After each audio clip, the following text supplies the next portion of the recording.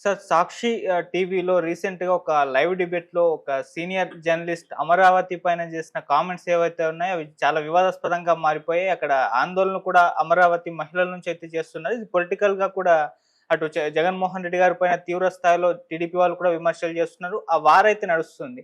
అంటే ఈ కామెంట్స్‌ని మరి ఈ స్థాయిలో చేయడం ఎంతవరకు కరెక్ట్ అంటారు? ఆ కామెంట్స్ పైన మీ ఒపీనియన్ ఏంటి? అంటే ఏ రకమైన అభిప్రాయాన్నైనా గౌరవప్రదంగా వ్యక్తీకరించటం అనేది అవసరం. ఏ వేదిక మీద నుంచి మాట్లాడుతున్నప్పటికీ, మాట్లాడటం అనేది ఒక గురుస్థానంగానే భావించాల్సుంటుంది.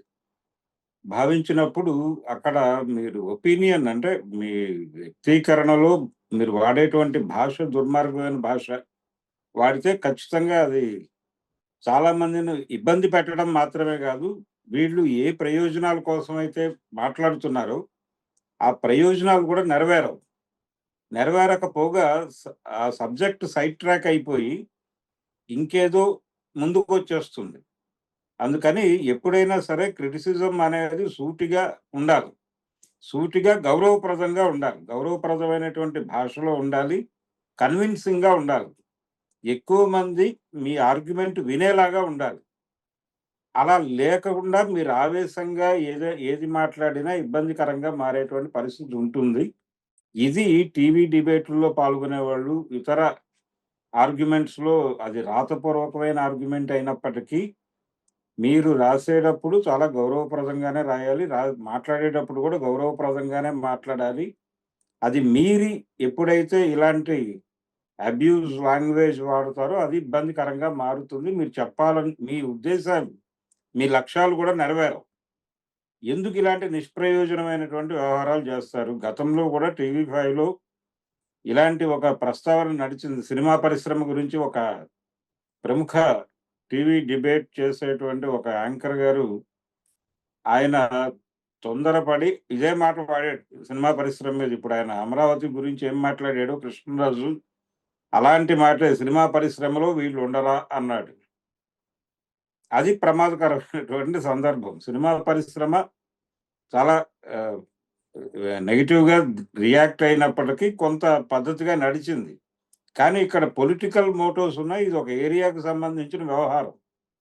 ఆ ఏరియాకి సంబంధించిన వ్యవహారం అయినప్పుడు చాలామంది విస్తృతంగా ఆ ప్రాంతంలో ఉండేవాళ్ళు దీన్ని పొలిటికల్ ప్రోగ్రామ్‌గా అవతల వాళ్ళు మార్చేస్తారు. అవతల పార్టీ ఎదురు చూస్తోంది ఇలాంటి మాటల కోసం. అంటే వైఎస్ఆర్‌సీపీ అనేది ఇప్పుడు 'సాక్షి' అనేది వైఎస్ఆర్‌సీపీ పత్రిక. లేకపోతే ఛానల్. అయినప్పుడు అక్కడ ఆ వేదిక మీద వ్యక్తీకరణ పొందేటువంటి భావాలు అది ఛానల్‌లో అయినా, పేపర్‌లో అయినా. వాటిని చాలా నిశితంగా పరిశీలిస్తారు అవతల వాళ్ళు. పరిశీలించి దాని మీద దాడులు జరుగుతాయి ఖచ్చితంగా. దీన్ని దృష్టిలో పెట్టుకొని అవతల వాళ్ళని తమ మీద అనవసరమైన దాడులు చేయటానికి అవకాశం కల్పించే పద్ధతిలో పేపర్‌లో రాతలు గాని, ఛానల్‌లో మాటలు గాని నడవకూడదు. కొంచెం పద్ధతిగా వెళ్ళాలి. ఇప్పుడు ఆ మధ్య ఏదో టీవీ డిబేట్‌లో వాళ్ళు రెడ్ బుక్ అన్నారు కాబట్టి వీళ్ళు ఇక్కడ ఒక కార్యకర్త బ్లూ బుక్ చూపించాడు. అది పర్లేదు. అది కొంతవరకు పర్వాలేదు. మేము కూడా బుక్స్ మెయింటైన్ చేస్తాం. మాకు బుక్స్ మెయింటైన్ చేయటం వచ్చు. మేము బ్లూ బుక్ అని చెప్పేసి ఒక బ్లూ బుక్ చూపించాడాయన లైవ్ డిబేట్‌లోనే. అది పర్లేదు. కొంచెం రీజనబుల్. ఇది ఈ ఈ పద్ధతిలో మాట్లాడటం కృష్ణరాజు గారు మాట్లాడటం అనేది మాత్రం ఇబ్బందికరమే. ఇబ్బందికరం. వాళ్ళ లక్ష్యము నెరవేరదు. రెండోది ఇప్పుడు పరిస్థితి ఎలా తయారైందంటే, రాజధాని విషయంలో మీకు డిఫరెంట్ ఒపీనియన్ ఉంది. 3 రాజధానులు అనే ప్రకటన చేసిన తర్వాత 3 రాజధానులకు సంబంధించినటువంటి కార్యాచరణని వేగంగా అమలు చేయటంలో విఫలమయ్యారు.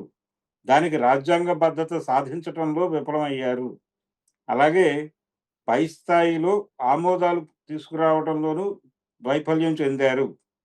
దాంతో కొత్త ప్రభుత్వం వచ్చి మిమ్మల్ని అంటే మిమ్మల్ని విలన్లుగా చూపించి, జనాలను విక్టిమ్‌లుగా చూపించి, ఈ ప్రజలందరి ఆశయాల్ని వీళ్ళు నాశనం చేశారు అన్న పద్ధతిలో ప్రొజెక్ట్ చేయటం జరుగుతోంది. ఈ ప్రొజెక్ట్ చేయడానికి ఒక అవకాశం మీరు కల్పించేశారు ఆల్రెడీ. ఈ కల్పించిన తర్వాత ఇప్పుడు అమరావతిని కాదంటే అసలు వైసీపీకి పుట్టగతులుండవు అన్న ధోరణిలో తీసుకెళ్తున్నారు. మేము దీనికి అన్ని విధాలా కట్టుదిట్టమైన ఏర్పాట్లు చేస్తున్నాం.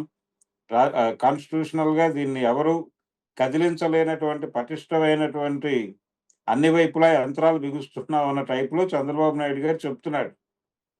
చెయ్యొచ్చు, తప్పేం లేదు. ఇప్పుడు ఆయన చేస్తున్నటువంటి పనుల్లో కూడా అనేక తప్పులున్నాయి. ఇప్పుడు ఆయన అభివృద్ధి మొత్తాన్ని తెచ్చి అమరావతిలో కుప్పపోసేటువంటి ప్రయత్నం చేస్తున్నాడు.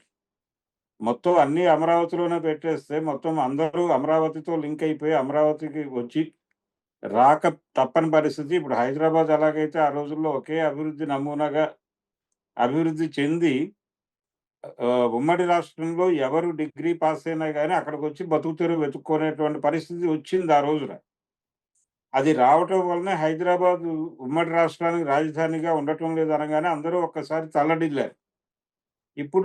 ఇప్పుడు కూడా అదే తప్పు చేస్తున్నాడు చంద్రబాబు నాయుడు గారు. మొత్తం అభివృద్ధి అంతా అమరావతిలో కుప్పపోయటం వల్ల అమరావతి చుట్టే తిరుగుతుంది మొత్తం ప్రపంచం. అలా కాకుండా జగన్మోహన్ రెడ్డి అభిప్రాయం కరెక్టే. నిజానికి అలా డివిజన్ జరగటం అనేది మంచిదే. ప్రతి ప్రాంతంలోనూ అభివృద్ధి జరగాలి. ఎక్కడికక్కడ ఆ ప్రాంతీయ అభివృద్ధి జరిగితే అక్కడి వాళ్ళు అక్కడ అకామిడేట్ అవుతారు. ఆ కండిషన్ ఉంటే బావుంటుంది అనేది చాలా కాలంగా చాలామంది అభిప్రాయం. రాయలసీమ ఒక డెవలప్‌మెంట్ సెంటర్ ఉండాలి. ఉత్తరాంధ్రలో ఒక డెవలప్‌మెంట్ సెంటర్ ఉండాలి. వాటి అభివృద్ధికి దోహదపడేలాగా అంటే వాటిని ఒక కీలకమైనటువంటి ప్రభుత్వ కార్యక్రమాలు జరగటానికి ఒక కీలక భాగస్వామిగా మారిస్తే కొంచెం డెవలప్‌మెంటల్ యాక్టివిటీ అక్కడ ఎక్కువ జరుగుతుంది అనేది ఒక ఆశ చాలా మందికుంది. ఆ ఉద్దేశంతోనే మహారాష్ట్రలో నాగ్‌పూర్‌ని సెకండ్ క్యాపిటల్‌గా చేశారు వాళ్ళు. అలాంటివి జరుగుతాయి చాలా చోట్ల. ఇక్కడ చంద్రబాబు నాయుడు గారు కూడా అలాంటి పద్ధతిలో వెళితే మంచిది ఇప్పటికైనా. ఆయన ముఖ్యమంత్రి కావటానికి ముందు 2014 ఎన్నికల కంటే ముందు జరిగినటువంటి డిబేట్స్‌లో తెలంగాణ ఏర్పడిన తర్వాత జరిగినటువంటి డిబేట్స్‌లో ఆయన క్లియర్‌గా చెప్పిన అభిప్రాయం ఇదే. ప్రతి ప్రాంతాన్ని అభివృద్ధి చేయటానికి ఒక సమగ్రమైనటువంటి ప్రణాళికలు మేము రచిస్తాము అని చెప్పాడాయన. కానీ ఆచరణలో జరగల. దీని వలన ఏం జరుగుతుంది? నెమ్మదిగా ఉత్తరాంధ్రలో నిరసన ధ్వనులు వినిపిస్తాయి.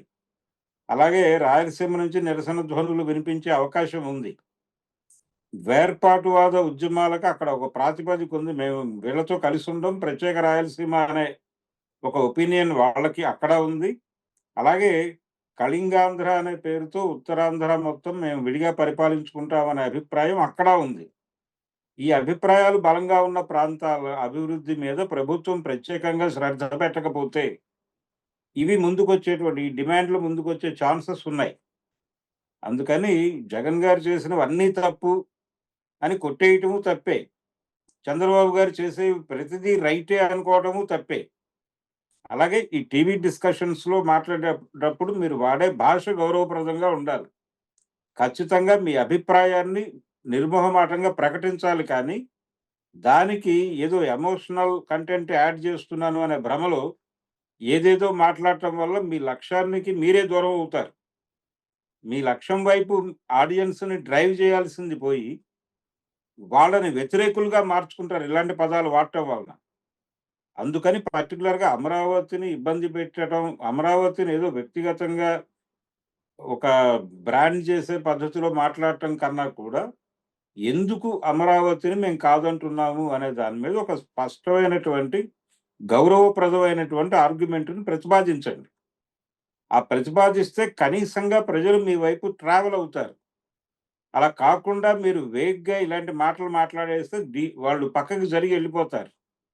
అందుకని మీ గొయ్యి మీరే తవ్వుకున్న వాళ్ళవుతారు. అందుకని కొంచెం గౌరవప్రదమైనటువంటి భాష